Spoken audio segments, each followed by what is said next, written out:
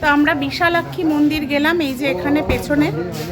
মন্দিরের ভেতরে যেহেতু ফটোগ্রাফি অ্যালাউ নেই, ভিডিওগ্রাফি অ্যালাউ নেই, তো মন্দিরের ভেতরটা নিতে পারলাম না। কিন্তু মা ভীষণ সুন্দর, কোষ্ঠী পাথরের মূর্তি, ভীষণ সুন্দর মূর্তি, অপূর্ব মূর্তি।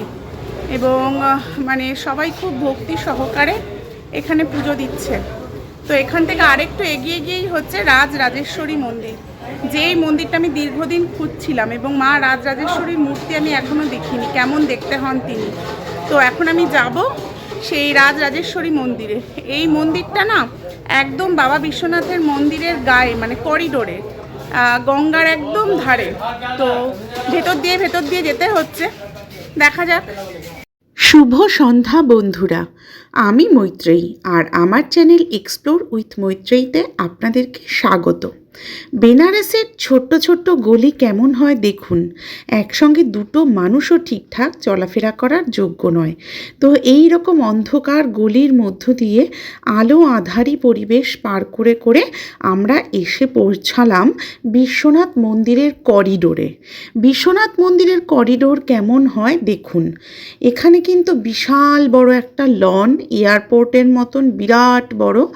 আর সেখানে প্রচুর খাবার দোকান, প্রচুর স্টল আর খাওয়ার জায়গা।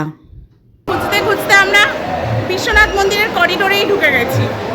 এটা হচ্ছে গঙ্গার দিক থেকে বিশ্বনাথ মন্দিরের করিডোর। দারুণ, এখানে রেস্টুরেন্ট সব আছে, প্রচুর খাওয়ার দোকান আছে। আর সামনেই হচ্ছে মহাদেব মন্দির একটা। গঙ্গার দিক থেকে বিশ্বনাথ মন্দিরে ঢোকার যে করিডোর, সেই করিডোর থেকে ঢুকে প্রথমেই চোখে পড়বে এই ভারত মাতা মন্দিরটি। এই ভারত মায়ের মূর্তি, আর তার পেছনে রয়েছে শিবের একটি মহামৃত্যুঞ্জয় মন্দির। পেছনের মন্দিরটি ভীষণই প্রাচীন, মহামৃত্যুঞ্জয় মন্দিরটি, আর ভারত মাতা মূর্তিটি নতুন। আসলে এখানে একটা কীর্তনের আওয়াজ হচ্ছিল, তো আমি মিউট করে দিলাম ভিডিওটা। আসলে আমি বলতে চাইছি এখানে আর একটা শিব মন্দির আছে, সেটা হচ্ছে মাধবেশ্বর শিব মন্দির। এই মাধবেশ্বর শিব মন্দিরটি কিন্তু অতি প্রাচীন মন্দির এবং আদি গুরু শঙ্করাচার্য প্রতিষ্ঠিত মন্দির।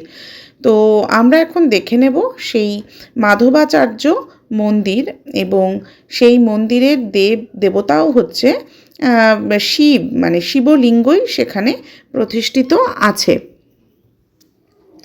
আর এখানে যোগা করানো হয়, ফ্রি যোগা করানো হয় এই বিশ্বনাথ করিডোরে। প্রতিদিন সকাল 5টা থেকে ফ্রি যোগা প্র্যাকটিস করা হয়। এখানে সেটাই লেখা রয়েছে এই মাধবাচার্য মন্দিরের সামনে। তো তারপর আমরা প্রবেশ করলাম মন্দিরের ভেতরে। মন্দিরের ভেতরে মাঝখানে একটা শিবলিঙ্গ রয়েছে এবং তার দুপাশের দুটি ঘরে আরও দুটি শিবলিঙ্গ রয়েছে, এবং দুটি শিবলিঙ্গই ভস্য দ্বারা সজ্জিত, এবং এই ভস্য আসে মণিকর্ণিকা ঘাট থেকে। তো তারপরে আমরা এই মন্দির দেখে এগিয়ে চললাম বিশ্বনাথ করিডোরের দিকে। তো বিশ্বনাথ মন্দিরের ভেতরে না প্রচুর ছোট ছোট এইরকম মন্দির আছে, যেখানে সবকটা মন্দিরই ভীষণ প্রাচীন মন্দির। আর এই শিবলিঙ্গগুলোও ভীষণ প্রাচীন, মানে যে কত হাজার বছর পুরনো তার কোনো ইয়াত্তা নেই। তো এইসব জায়গা আসলে অত্যন্ত প্রাচীন, তো মানে পৃথিবীর ইতিহাসের জীবন্ত নগরী। তো যাই হোক, সেটা দেখে আমরা এগিয়ে গেলাম ঘাটের দিকে। এই গেটটা দিয়ে ঠিক বাইরে বেরোলেই হচ্ছে গঙ্গা, কিছুটা সিঁড়ি নিচে নামলেই গঙ্গা। এই গেটটা দিয়ে নেমে গঙ্গায় যাওয়া যায়। আগে দশাশ্বমেধ ঘাট থেকে হেঁটে এই গেটে আসা যেত, কিন্তু এখন এই জায়গাটা পুরো বন্ধ করে দিয়েছে। তো বিশ্বনাথ মন্দিরের করিডোরে বসে আছি। এই জায়গাটা খুব অন্ধকার, মানে ভিডিও করার উপযুক্ত একদম নয়, অল্প অল্প আলো আছে। তো এইটা হচ্ছে করিডোর, সামনেই গঙ্গা, আর চারপাশটা ঠিক এরকম।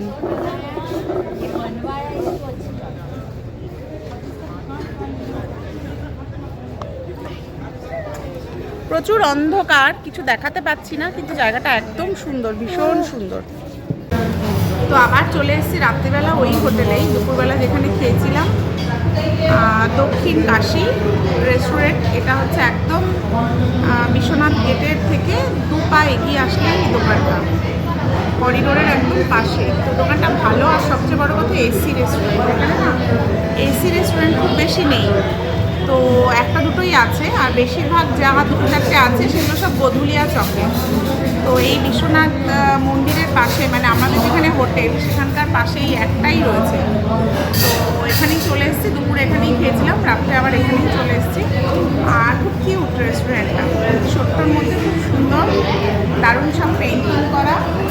তো বেশ ভালো লাগছে এখানে, সন্ধ্যেবেলা বেশ জমজমাট বিষয়।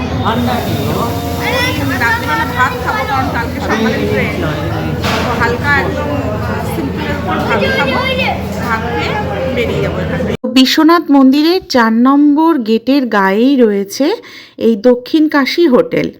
মজার ব্যাপার হলো এই দক্ষিণ কাশী হোটেল হলো সম্পূর্ণ ভেজ, আর এখানে থালি সিস্টেম আছে, আপনি যত খুশি খাবার নিয়ে খেতে পারেন। আর হোটেলটা এসি হোটেল এবং খাবারগুলোও ভীষণ সুস্বাদু। আমরা নিয়েছিলাম এই যে ডাল, সবজি, পনির, মিষ্টি, পাঁপড়, আচার, 2 রকম সবজি, দই, টক দই ইত্যাদি নানান রকমের খাবার এবং খুব সুস্বাদু খাবার। তো খাওয়া দাওয়া করে আমরা বেরিয়ে গেছি, এখন হোটেলের দিকেই যাব। তো এখন রাত্রি 10:30 বাজে। তো আজকের ব্লগটা এখানেই শেষ করছি। কালকে সকালে আমাদের ট্রেন, তো আমরা সেই বিশ্বনাথ গলি দিয়েই হাঁটছি। তো আজকের রাতই আমাদের বেনারসের শেষ রাত। কালকে সকালেই আমাদের ট্রেন, বেনারসকে ছেড়ে যেতে হবে, কিন্তু বেনারস আমাকে অন্যরকম একটা দীক্ষা দিয়েছে। সত্যি কথা, আমার জীবনের মোড় ঘুরিয়ে দিয়েছে, একটা নতুন দর্শনের জন্ম দিয়েছে, এবং আমি দীর্ঘদিন যে পেইন এবং সাফারিংয়ের মধ্য দিয়ে যাচ্ছিলাম তার থেকে আমাকে মুক্তি ঘটিয়েছে। তো শুভরাত্রি, সকলে ভালো থাকুন।